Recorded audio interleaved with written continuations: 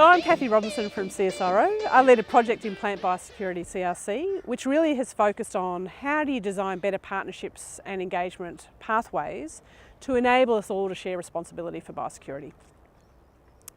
The science behind this effort has been one which we've done in collaboration with industry and government partners.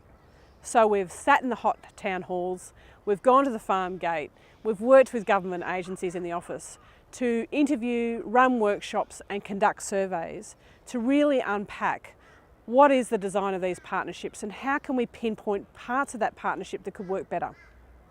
When we do that, we actually look at the whole system. We don't just look at the handshake that happens between a biosecurity officer and a farmer.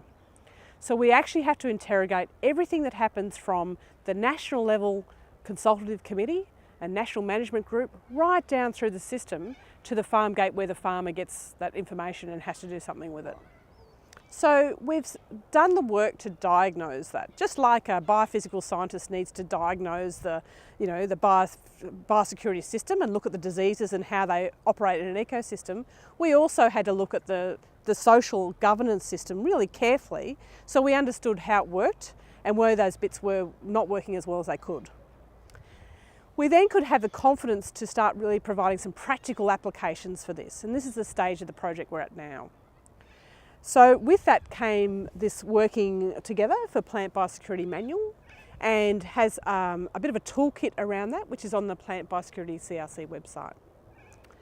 We're going to go with keen stakeholders or industry groups or government agencies who are really keen to do stakeholder engagement better.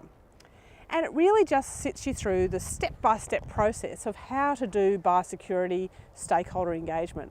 And we work through those stages together in a bit of a thoughtful way, taking on an issue that people might want to talk about. To date, there's been two key areas people want to start to engage with us on this. One, they want to think about a pest that they're worried about, and they want to think through how, if that really did become a problem, how will we do that stakeholder engagement better? The second key interest group is, look, we just can't engage this mob. We can't engage this group well.